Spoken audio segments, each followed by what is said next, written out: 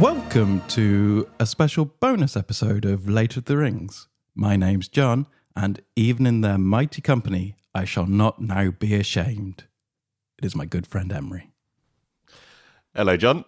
Hello, sir. How are you? I'm very well. That was a very poignant and suitable quote to use for this episode, I believe. Yeah, indeed. So the reason why we're doing a little extra bonus episode, this is not going to be a full Late of the Rings episode where we discuss cards or adventures. Basically, it has been a little while, to say the least, since we have recorded. I mean, we have released an episode relatively recently, but it's been a while since we recorded, and there's been a lot of Lord of the Rings news, and we thought it would be a good idea to maybe just quickly jump on the mic, do a short episode to cover all the news, because if we save it for the next episode, by the time that is recorded and edited, that news is old news. And we would require an extended edition length episode. Unprecedented.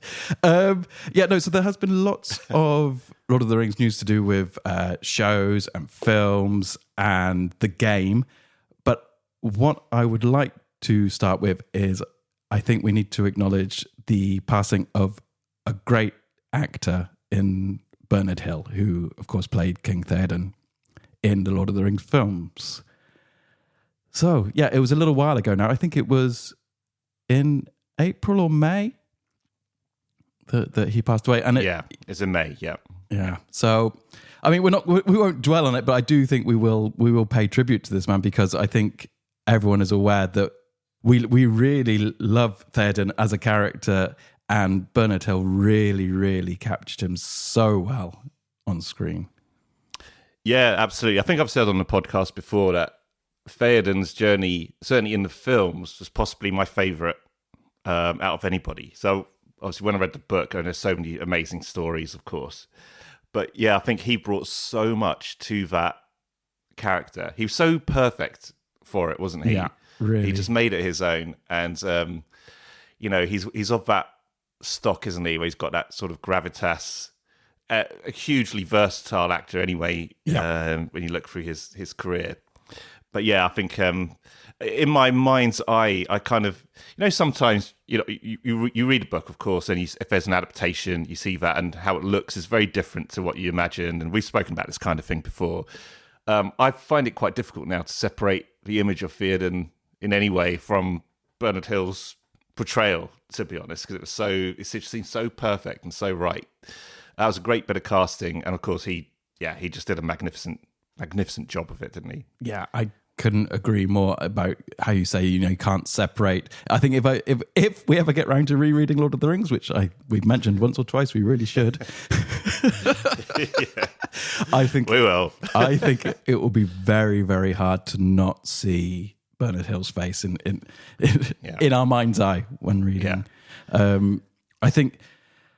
Well, we both said how much the character of Theoden is so important to us in the story of Lord of the Rings, and I think for me, I would say Theoden he's the human heart in the center of Lord of the Rings. I mean, there are other men in the story, but what King Theoden has to overcome in his personal journey is not like Aragorn or Boromir or Denethor has to overcome. He's really just holding it together.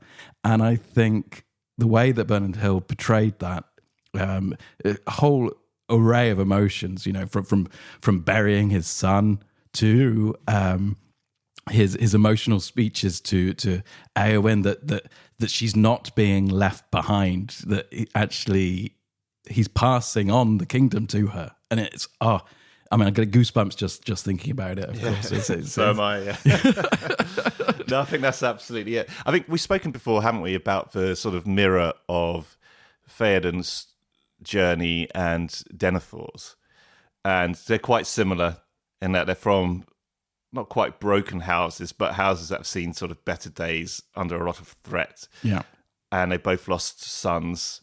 Yeah. And one sort of falls into darkness and the other one does everything he can in the time. Well, as for the film, the quote from the film, which is, all we have to do is decide what to do with the time given to us, and that's exactly what he embodies, isn't it? I think he has so many great lines in it as well, doesn't he? So the one that you said in the at the very end of his journey, when he say he won't be that's such a goosebump line, isn't it? When he talks about his forebears, that line we spoke about before, I think some episodes ago, about no parents have to bury their child. It's extremely poignant. So powerful. And what is the one where is it what can men do against such reckless hate? He says that to Aragorn, I think, when Helm's Deep is almost completely overrun. It's a level of despair, but he still has belief and pride, and the way that Bernard Hill delivers those lines, and he questions Aragorn, doesn't he? He says, why should we ride out? I can't remember the exact line, but he's like, is it for death and glory?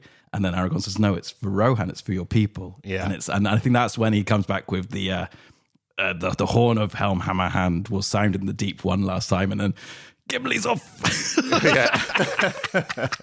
But absolutely, and he gives it. He really belts it out. He really gives that a go.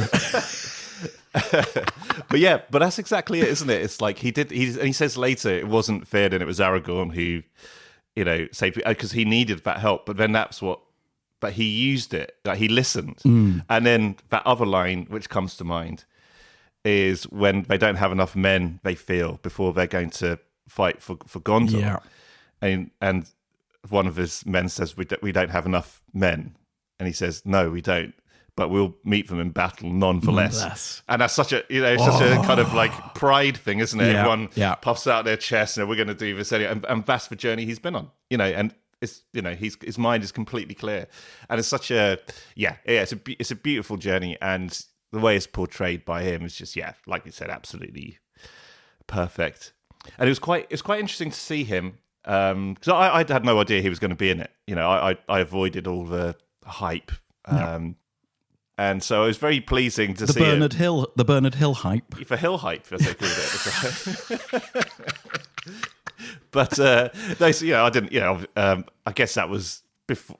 Obviously, the internet was around, but not as prevalent as it would be now, and every single casting choice is known 2 years before the thing comes out. But he was somebody for our generation, I think, he was one of those actors who was just, you might not have known his name for a while, but he was always around and you just recognised it. Absolutely. And he could be a lead guy and a character actor, he's one of that rare breed.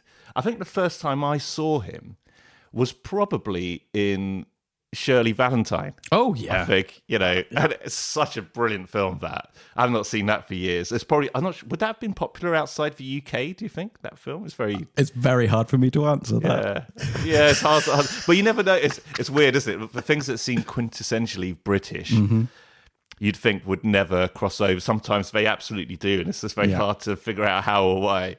But for people who don't know, that's a film about a kind of slightly downtrodden housewife who's just had enough of her slightly annoying husband, played by Bernard Hill, who's very, what's his like? He's not in it for long, but his scenes are so memorable. I think that was the first time I saw him. Then a few years, I remember when I was in my teens, they showed. I've never seen the original, but I saw the Boys from the Black Stuff. Boys from the Black Stuff. That's what I was going to say as well. I mean, it was on when we were very young, but I think it was obviously shown again later. Yeah, I didn't see it. Yeah, exactly.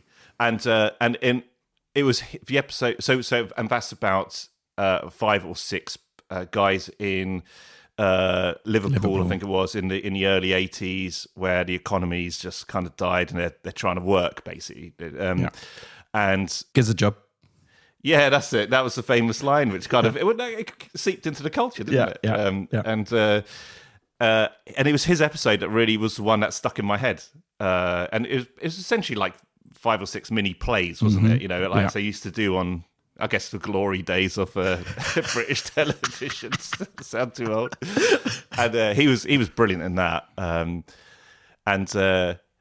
he was in I, Claudius, which is one of my absolute favourite programmes of all time. When he was quite young, I think, probably in that. He's a whole bunch of stuff. Yeah, just very sad news. Yeah, But yeah, I'm glad that we had this opportunity just to pay our respects, as you say. No, that's great. No, but it's not great. It's sad, but it is great that we have this opportunity. We have this platform, absolutely, in which to do so. So this is a news roundup. So we'll move swiftly on. So, in other news, we have had a flurry of new Lord of the Rings. What should we call it? Media, films and television. So that there are three things I want to talk about. One, The Rings of Power is back. In fact, I think it's back today. Oh, is it? Yeah, so I believe it's we're recording this on 24th of August, and I think it is literally released today. So hopefully it won't take me long to edit this, and we'll pump it out, and it won't seem like old news. I'm not that excited. No, I think when the first series came out, I think we touched on this as well, which was that, if you imagine this was 15 years ago, that when the first one was coming out, if, let's say, it would have been a massive deal, a massive fanfare. And actually, when they announced it, this is $1 billion show or whatever, there was this big thing. But then by the time it had come out, I'm not sure how much excitement there really was for it. And I think the fact I didn't even know the second series was coming out until you just mentioned it, that it was today. I didn't even know about the second series till you told me recently, and I looked up for a trailer. So that tells you something, I think. So I mean, we didn't think too much of the first.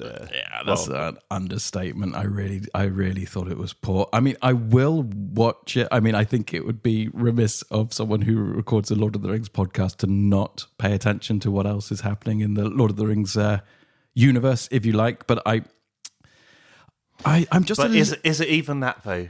That's what gets me. Is it even that? It's like you've got, what is it? The appendices, right? They're trying to make long, like 10 hours worth, 2 series of stuff from a few pages in an appendices of Lord of the Rings. And making stuff up, which is, I think if they were just making stories from appendices, it might be okay. It might be okay, but they're just making. Now, I have some. Look, I'm not going to judge the second series yet. I will judge the first series because I watched it and I didn't like it. But I'm not going to judge the second series. The showrunners have said, we understand the mistakes we made in the first series, and please stick with us, and we will hopefully we'll rectify things and make things right. Now, I will give them a chance because why not? It's just a television show. We'll just watch it. But in the trailer, there's a few things which already get my back up. And oh yeah. Oh yeah. So right, for a start, I don't know if this is actually in the trailer, but this has been quite heavily publicized, is they've put Tom Bombadil in it. Now, I'm not against Tom Bombadil. Have they? Yeah. I don't remember.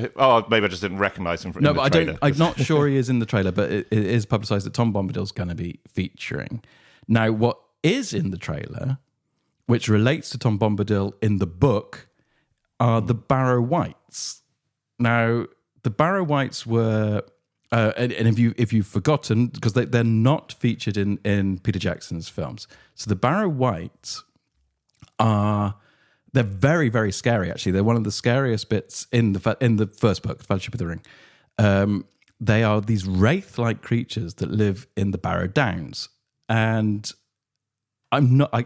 forgive me if I misremember, how they come into being, but I believe they are ordered to the Barrow Downs by the Witch King of Angmar. So the main ring wraith says, you go and live over there and protect this area. And they are these spirits, and the hobbits get captured by them.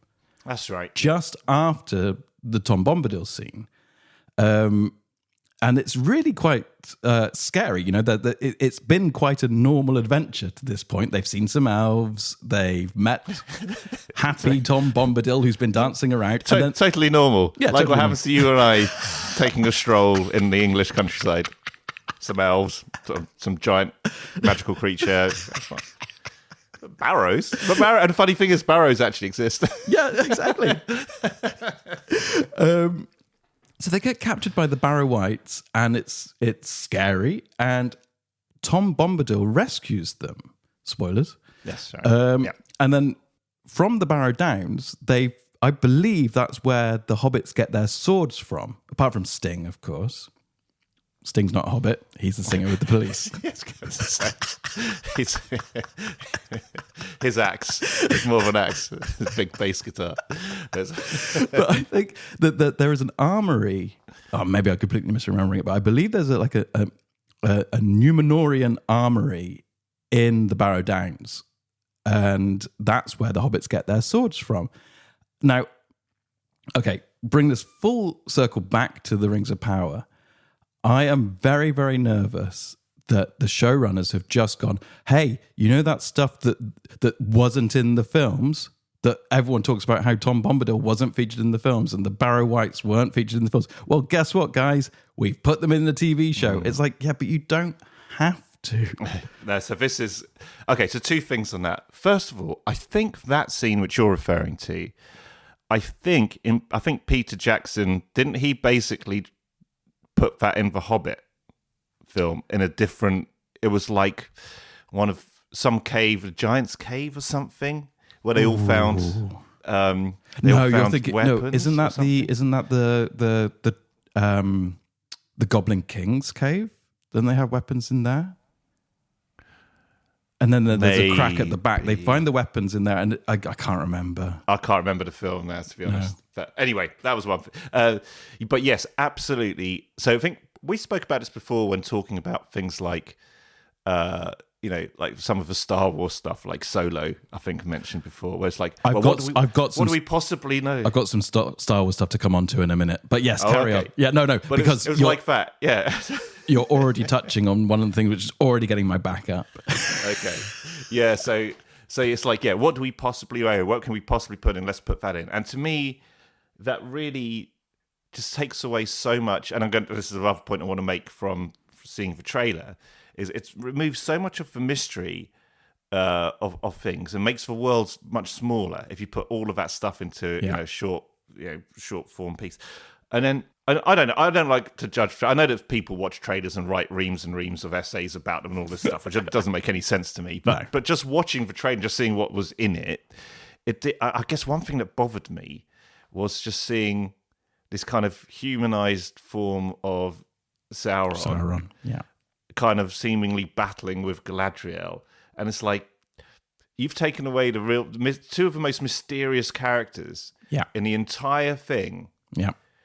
And they're just having like hand fights, sword fights, or whatever. It's just I don't know. It just seems it doesn't something feel right. Turned, a dial got turned within me, within my heart, downwards when I saw that. I was like, oh no, come on. Well, the weird thing is, just an evil guy. Yeah, no, exactly. The thing is, what they have done. I mean, I don't know how well you know the Appendices or Unfinished Tales, but the story that Tolkien came up with of how Sauron was able to forge the One Ring is that actually he infiltrated the elves and he lived amongst them.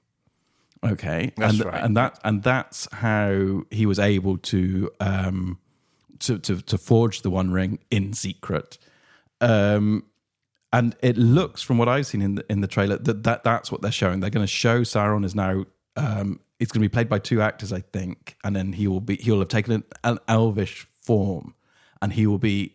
So it looks like they are actually focusing a bit more on what Tolkien's vision was, but it seems, I don't know, why not just do that in the first series rather than have this weird thing of like, who's Sauron? Yeah, exactly. Which you didn't make clear that's what it was about at all. No, actually, no. And it was, there was something. I think I mentioned this before as well. I think one of the real disappointments from the first series was around. I think I said this before too. It looked beautiful. It looked very much of the kind of, pretty much of that sort of Peter Jackson world in the main, but it just covered so much. And I think that, again, this is massive spoilers, of course, for anyone who hasn't seen it, but the whole thing towards the end of seeing how Mordor was created, and it's just this big like fire, and it's just suddenly there. And it's just like, it seems so silly and cheap. Yeah, cheap, because it's like the whole point of this whole thing that Tolkien created for me was he created this entire history and this entire legendarium almost. Yeah. And within that, okay, I've read most of the unfinished. I think I've read the Unfinished Tales and the Silmarillion and the Hobbit and Lord of the Rings, and then a couple of bits and pieces of the others. And to me, the really great stories in there in terms of like, well, there's one great novel, which is Lord of the Rings. And there's one really quite good one, which is The Hobbit. Yep. A brilliant sort of children's book, essentially. Yeah. And they're the real stories which you can possibly tell on the screen. The other stuff, if you're going to make a story which can become a film or a series or etc., you really have to get it right, and you have to write it as that, and you can't just bung stuff in it from this whole vast legendarium, just stick it in there, because it won't work. I would say, based on what you're saying, is if you're going to do that, do something different. As in, you got this whole world mapped out by Tolkien. You don't need to show Galadriel or Sauron or the formation of Mordor. You can go to any corner, and you can see what the dwarfs are up to in Erebor, and you could just build a whole series about the how they were under the mountain in Erebor, or perhaps the building of Moria, for instance. I know I'm just plucking, so it doesn't have to relate to Lord of the Rings. It can just be in Middle Earth. Yeah, but see, my counter to that would be, why would you do that? What gives you the right to do that? At the end of the day, there's all this work out there which Tolkien did, and it's best. At the end of the day, it's best read. Yeah, I agree. But I don't mind if people want to make their own fiction or art, but I think you don't have to keep on nodding, and this is going to be my big thing, right? And my link to Star Wars as well. You don't have to keep nodding to the original material, and the original material being Lord of the Rings, be it the novel or Peter Jackson's films. Now, okay, so let me just dot around here about what keep on mentioning Star Wars. There's a thing. So for Rings of Power, exactly what you said about why do we need to throw everything into this like they did with Solo? Now the two other films we're going to talk about are the announcement of the Hunt for Gollum film being made by Andy Serkis, and the animated film War of the Rohirrim, which is actually coming out towards the end of this year. Now, we let's talk about these in a second, but let me just do this whole Star Wars comparison. So, for a start, Hunt for Gollum, I mean, is it going to be based on the first AP from the Lord of the Rings living card game? Because it's not the best adventure, I'll tell you that much. I'll tell you what, though, it'll be a long one. Yeah. No, but okay, we'll talk about what this actually means in a minute. But for me, it's like, the Hunt for Gollum. So that was the bit where they know that Gollum knows something about the hobbits and the ring, so they went searching for him. But this is just like they did with Star Wars with Rogue One. It's like, there's a line in the opening crawl of Star Wars that says that they had to go and look for the plant. All right, we'll build a film around it. I actually quite like Rogue One, but the statement stands. And then the other thing, we'll come back to Hunt for Gollum in a second, but War of the Rohirrim, which, if you're not aware, is an animation based around the Rohirrim. I think it's set 200 years before Lord of the Rings. And the trailer has just come out a couple of days ago. The trailer just came out for that. And I quite like the look of it. But then there's right towards the end of the trailer, when it's all about Rohan, and it does exactly actually what I was just saying that Rings of Power should do. It just tells a different story. Doesn't mention anything to do with the War of the Ring or anything. It's just, let's see what was going on in Rohan 200 years ago. I'm interested in that. And then right at the end of the trailer, there's someone collecting rings and going, yeah. And you just go, this is so the mistake they make with all these Star Wars spin-offs is like you go, well, here's a Star Wars spin-off about something on the completely other side of the galaxy. Oh, but there's a Jedi and a lightsaber, and we'll probably go to Tatooine. Yeah, exactly. I love that. Yeah, that didn't. Obviously that was in the trailer. Didn't quite click with me, but yeah. So he's got this bag full of rings. Yeah. You can just imagine him just rocking back to Sarah, saying, "All right, Govs. All right, I've got 25. Yeah. It's got to be one of these." Pours them out on the desk. Obviously having no sense of if one of them is actually like the most powerful thing on the planet. So yeah, kind of ridiculous. It drives me crazy. It really does. Oh, I've just got to say, before we move on to that, I must just say one more thing about Rings of Power, which is also winding me right up. So they obviously we don't know if this old man is a wizard. We believe he is from the series one. I'd forgotten about him. Yeah, it was kind of alluded to that it could well be Gandalf, but that already annoys me because Gandalf shouldn't be alive in this time. In the trailer, they seem to show another wizard who has an incredibly similar stance. He holds himself in a very Saruman style. Now, if it's Saruman and if it's Gandalf, I am done. I am checking out because once again, there's no need for them to be in this story and it goes against everything that Tolkien wrote. However, if it turns out that these are the blue wizards that were around in this time, then I will say, bravo, good, we have the blue wizards there, and that's an interesting, different take on it. But please, please don't make it be Saruman. Yeah. But the blue wizards, they arrived with them, right? We looked into this before. There's from the Undying Lands or whatever it was, from the West. There are two takes on where the blue wizards came from. There's one from a letter from Tolkien and one from the Unfinished Tales, but the generally accepted by Tolkien, his final version of it was that the blue wizards were around during the Second Age, and then they left to go to the east, I think. Yeah, that's right. Yeah, but they didn't turn up from some lightning bolt in the sky. I don't or whatever know. It was. I can't remember how did it turn up? Can you remember? I have no idea. No, it wasn't that memorable. So we've really gone to town on Rings of Power here, and this, I guess it was second series. Okay, we said we'll give it a chance. And see what happens. I'm not rushing into it. I might wait for a couple of them to be released and then I'll watch some. Oh, is it weekly releases? So. I think so. Okay. I think so. Right. Okay. So War of the Rohirrim, I mentioned it briefly. It's an animation but set 200 years before the War of the Ring. It is produced, I believe, by Peter Jackson, and it's directed by a sort of a famous anime director. I don't know his name. I think he made Ghost in the Shell, and I'm almost certain he worked on Akira. He didn't direct Akira, but he worked on Akira as a in the animation department, I believe, or in the art department. So he has some kudos as a Japanese Good animator. chops. Yeah. It's getting a cinema release at the end of the year. I don't think it's going to do well. That's my prediction, because I just don't know if there's really the market for it.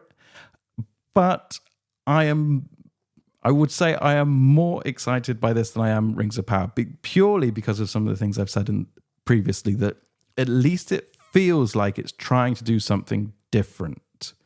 It's not just doing a spin-off of Lord of the Rings. It's well, I guess it is a spin-off of Lord of the Rings, but it's just going, hey, do you want to know about the Rohirrim?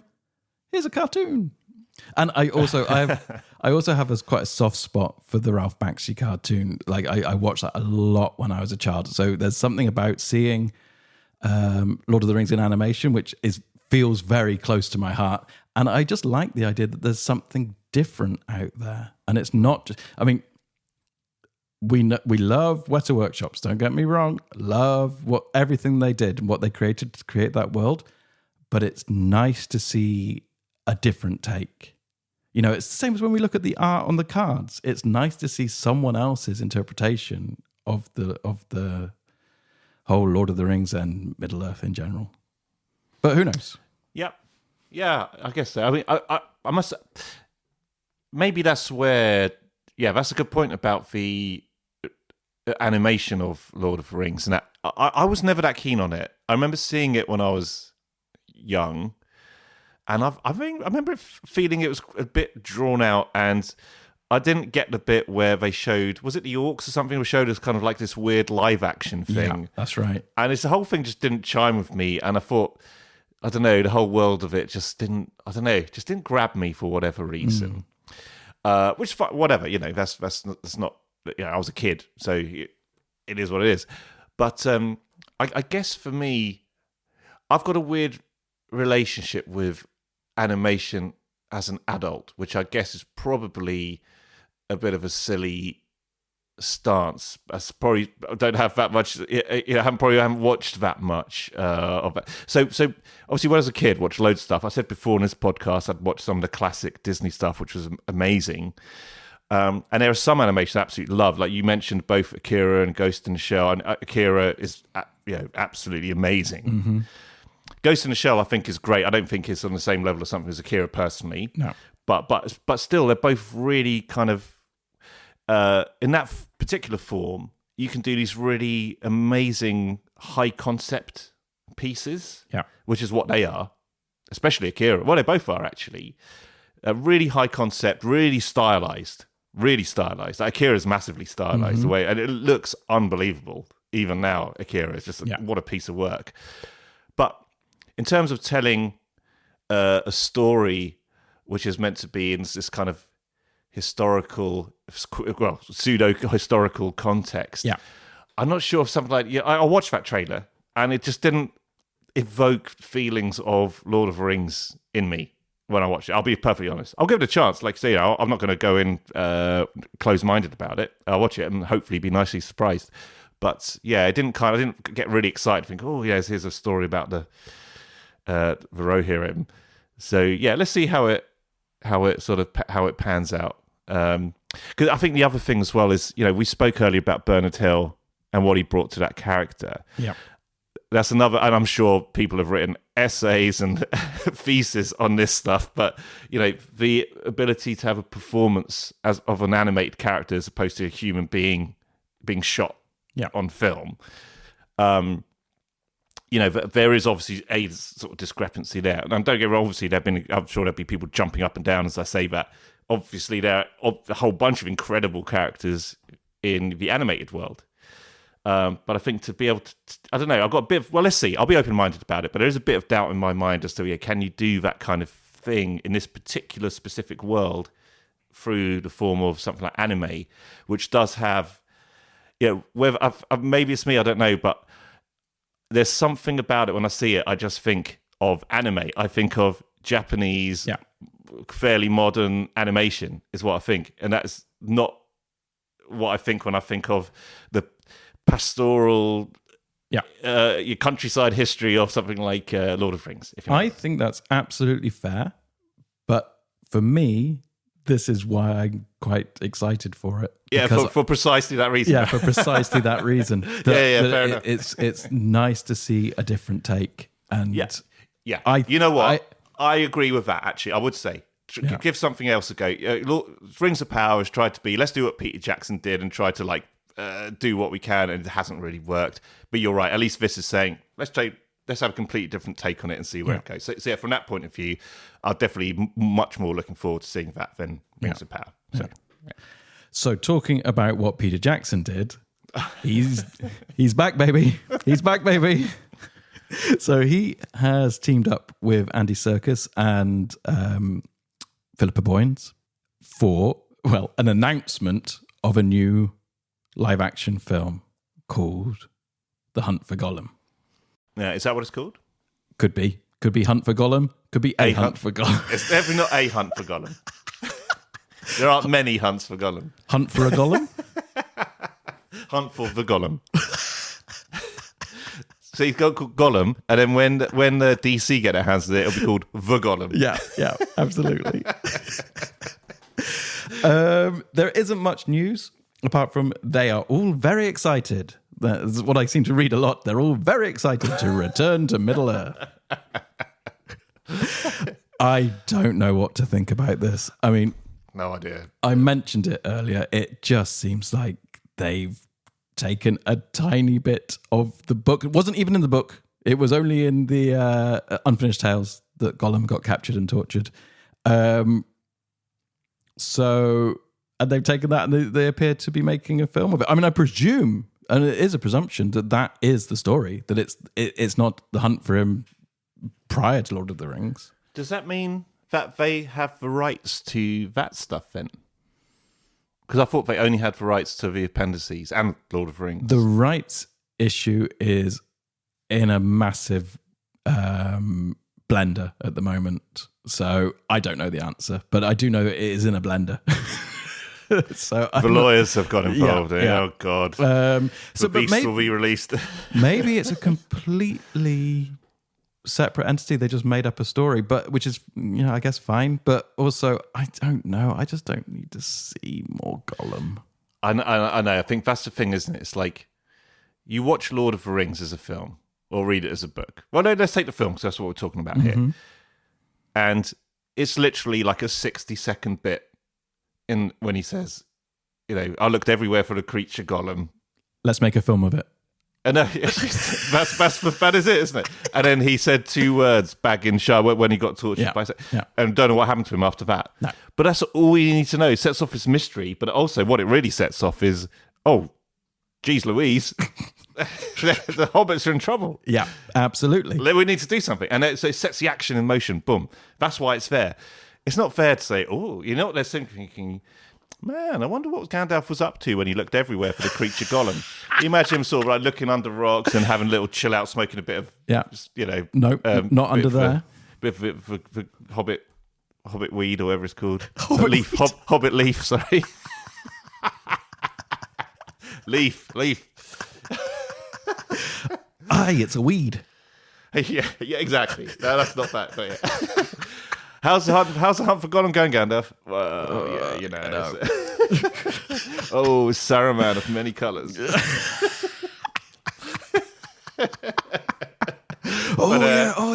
Gollum. Who's he? For Gollum. Oh, yeah. He's over there somewhere, I'm pretty sure. Aragorn? Sure he'll show up. Poor old Aragorn doing all the work. Listening to rocks. Yeah, Gandalf just disappearing and reappearing every now and then. How's it going? I haven't found him. I've been flying on an eagle, man. Oh yeah. Because how did you get the eagle? I told a moth to go and get him. Okay, all right. See you next time, Gandalf. Aragorn shaking his head, striding off. Nice. That might be a good film. The Cheech and Chong take on Lord of the Rings. I'll tell you what. I'd watch that. I think there's a high chance that could get made the way we're going. Lord of the Smoke Rings. It's just my days. It's like, come on, Gandalf blows a whole ship or whatever. Put a ship through it. Yeah, that was skills. It's like that was the best one-upmanship of the whole thing, wasn't it? Yeah. That's a pretty good smoke ring, Bilbo. Yeah, check this out. This. And just that little finger in his mouth. Look. Yeah. You get into the shape of a ship. Like, I like the way Bilbo's not jealous at all. He's like, this will be a night to remember. Now I've seen that. Okay. Hunt for Gollum. So I guess we don't know. It might get made. Yeah. But I know they're all very excited. Is it who made it? Was it Warner Bros? No. Is it Warner? Did they get the rights? I don't know, but Warner have made this War of the Rohirrim. I know that. Okay. All right. I must. Yeah, you're right. I bet the legalities, but the contractual stuff is mental. No. Okay, so that's everything. We might be excited. We might not be. Yeah, I'm so far. I'm not. Yeah. However, we probably both sound very negative. I think it's fair to say, though, we will still remain open-minded and hopefully be pleasantly surprised by the Rings of Power. Hopefully the Rohirrim thing will be what you're hoping for and what it could be in my mind, I guess. Yeah. And The Hunt for Gollum is something, a screwball comedy from like the zany 70s. I mean, we can but dream. But I am actually quite hopeful that they're going to make every single AP into a feature film. Okay, there could be some good ones. Yeah. Okay, well, talking about APs, what a bridge. So the last bit of news we have to talk about is the re-release of the game is now complete. It's over. So I don't know. I don't really know anything about. I know you just mentioned that to me a few days ago, but I don't know any details behind this. No. Okay. So basically, well, you are aware, of course, that they reissued the game. Yeah. And you did know that they weren't going to release all of the cycles. It was only going to be a select few cycles. And it was kind of a bit unsure about which ones were going to be released. But now they have officially said that, well, yeah, as official as it gets. So the game lead designer has been on, I think, a podcast and stated, no, this is it. It's not been officially announced on print anywhere, but if he's saying no more is coming out, I think we can pretty safely say no more is coming out. So that means this is what has now been made available. So there's the new revised core set, which is the same as the core set that we know and love, but with 3 of every card at last. The Dark of Mirkwood, which is the extra 2 quests that were at some point released, I think, in some deluxe edition of the core set way back when that no one bought. That was released as a separate thing just at the time when the revised core set came out. And then there was 3 completely repackaged cycles, and that was Angmar Awakened, which is the 5th cycle from the original release.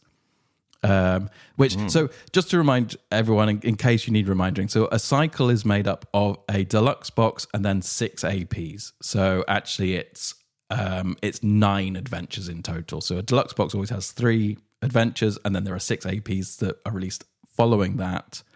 And that makes up the full cycle. So okay, so that one's for Lost Realm. Yeah, so the Lost Realm was the deluxe box for that. So then the same way as we are currently in the Dwarrowdelve cycle on our main podcast. That was the Khazad-dûm box was the deluxe, and then the cycle itself is called Dwarrowdelve.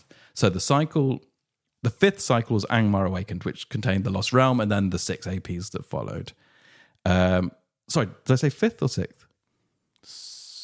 Well, it's the 5th. So and then they released the 6th, which was the Dream Chase cycle, and that was the deluxe box, the Grey Havens, and the 6 APs that followed. And then they jumped to the 8th cycle, which is Ered Mithrin, which was the deluxe box, the Wilds of the I can never say this word, Rovanian. The Wilds of the Rovanian, or the Wilds of Rovanian. Nova. Can't help it, can you? No, love it. Yeah. And the 6 that followed that.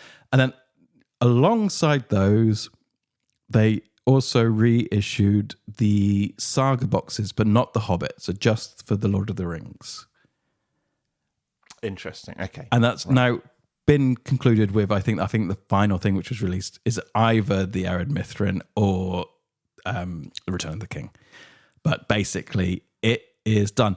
And you go, well, that's a shame. They only released like the core and these 3 cycles and the sagas. But actually, it's a hell of a lot of content. It's a hell of a lot of cards. So, yeah, I don't really have an opinion on it because it's just more of a fact that it is done. The only thing that it does raise, and it is constantly raising a question in my mind, is I know for a fact there is a lot of new players out there, and they have only come in through this re-release. And I receive emails saying, "Oh, are you going to, jump to the re-released material in the podcast because we would like to play along?" And it's still a discussion that myself and Em have, and we have still not decided. We will definitely be finishing Dwarrowdelf before we do anything else. We'll be right on it. Yeah, we're halfway through. And that's a big old jump, though. Yeah, misses 2 cycles. We would right? miss 2, and I'm not saying we would never go back to the 3rd and 4th ones, but it because I see so many people playing these re-released sets.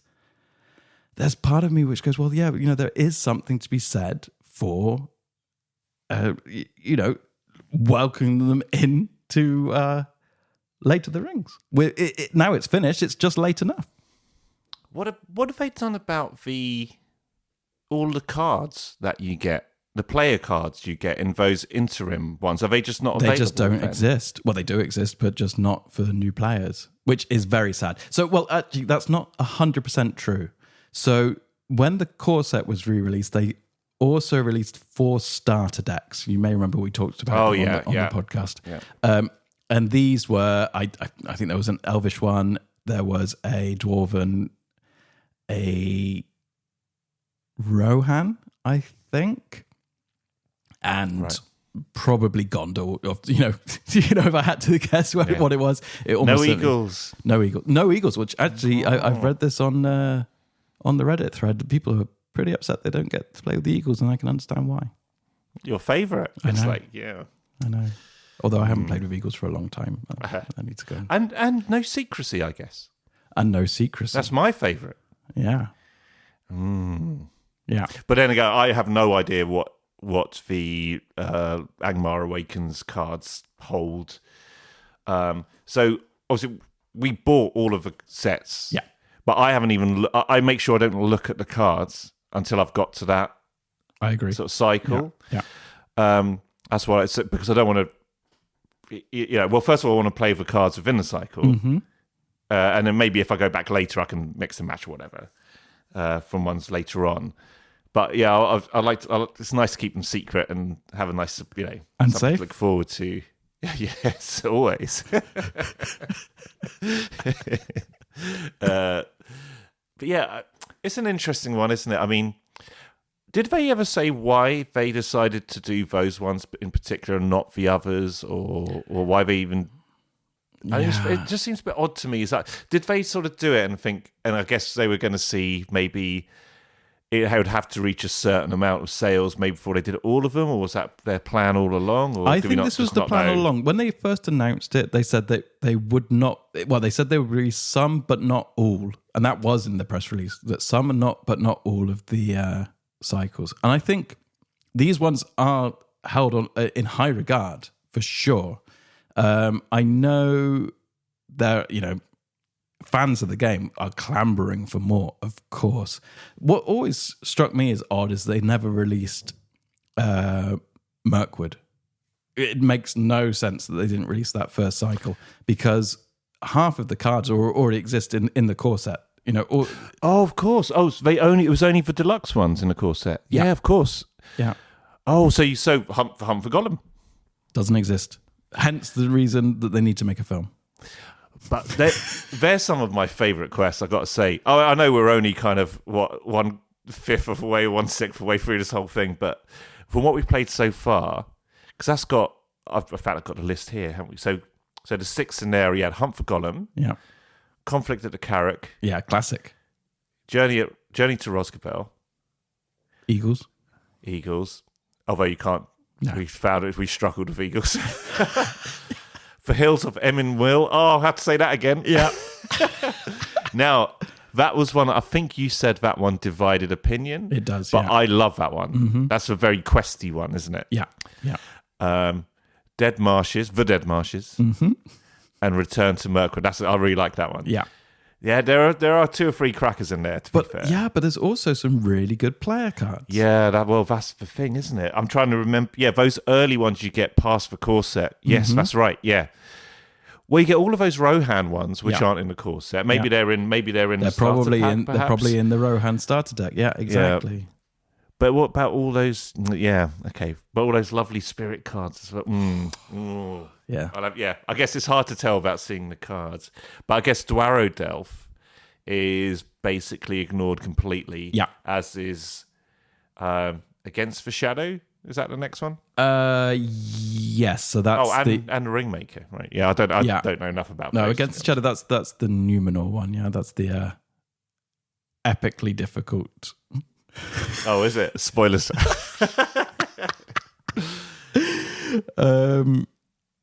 I don't. Yeah, I mean, it is what it is. Actually, I mean, that's the thing. Yeah, it's like fair enough.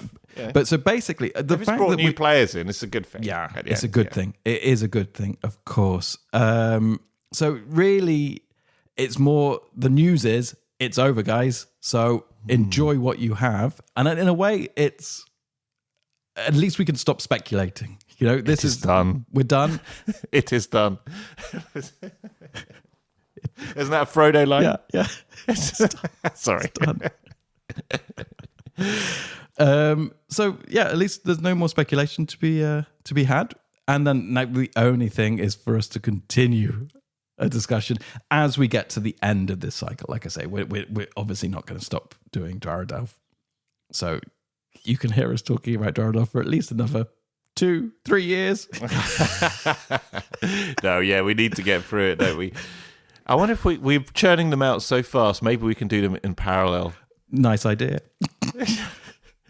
Ringmaker. Well, yeah, we'll have to think you're right. As we approach the end of this cycle, let's have a good deep think about it. Yeah, we'll have a proper discussion, not on air. And I guess also there might be people listening who are kind of just playing through in not the natural order, but the previous existing order. Oh, for sure. So yeah, might be sort of skipping ahead. Yeah, but the argument with that would be that they would probably not resent us bringing in more listeners to move forward, as long as we would at some point go back, when we're in our 80s. Yeah. I guess the other thing is, I think there's a part of me as well that, kind of was planning just to play through the whole thing in sequence as well. So if we're suddenly jumping forward, 3 cycles or whatever it is, skipping out 2 cycles, what does that mean as well? And also the way I've organised my cards in the folders, goddammit. How am I going to manage with that? I mean, you've got to think about these things. All good points. I think that's a lower consideration. Yeah.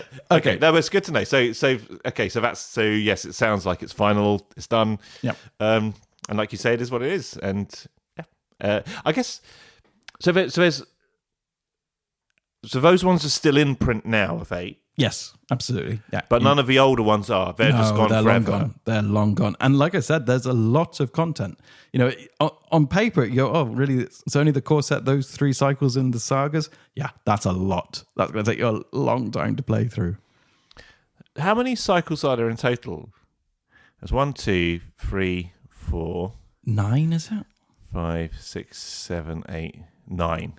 Yeah. So that's 1/3. Yeah. Yeah. Plus one of the sagas. Well, plus the main saga, of course. Yeah. So that's 10, essentially. I guess 11 if you count The Hobbit. Yeah, but no, but the Hobbit wasn't included, but there is a saga box for the Fellowship, for Two Towers, and Return of the King. Oh, that's right. And in the original release, each one of those was 2 deluxe boxes. So actually, for the release of the full Fellowship was 2 deluxe boxes, or deluxe shape anyway. Yeah. So actually, I've got them here. 6. So yeah, for Black Riders, The Road Darkens. That's 6. So you get 6 adventures. So it's like a cycle. Yeah. And that's for the Fellowship. Then you got 2 for the 2 for each one. Yeah. Okay. Yeah. That's right. Because we both played the Hobbit one, haven't we? Yeah. And that was essentially like a cycle. Mm-hmm. Now we've got to think about when we squeeze that one in as well. Oh. Or if we... Oh, God, okay. Now Don't make me go back to play The Hobbit. You didn't enjoy it so much. Not a fan. Shall I do a solo episode on it? That'd be hilarious. I'll just tell a continuous list of mistakes which no one's calling me up on. I beat them all first time. It was easy. Wonderful. Oh, dear. Okay, well, I don't know if we have much more to talk about on this, and we're not going to outstay our welcome. This really is a bonus episode of news that I would like to keep relatively short, so it's relatively easy for me to edit and get released sooner rather than later. But I will say that we are relatively close to being able to record again the next full episode for our next AP, The Long Dark. The Long Dark, yes. Been playing that one. Pretty much ready to go. Yep. So hopefully we will record that soon and we'll get that released as well. So, unless you have anything else to add? No, nothing from me. I think I've said for a bonus episode. Yeah, I think we're... I've got lots of things, but no, let's leave it. You keep them to yourself. Oh. Okay. With that, all it leaves me to say is thanks once again for listening. And until next time, which will hopefully be relatively soon, take care out there and goodbye. Bye.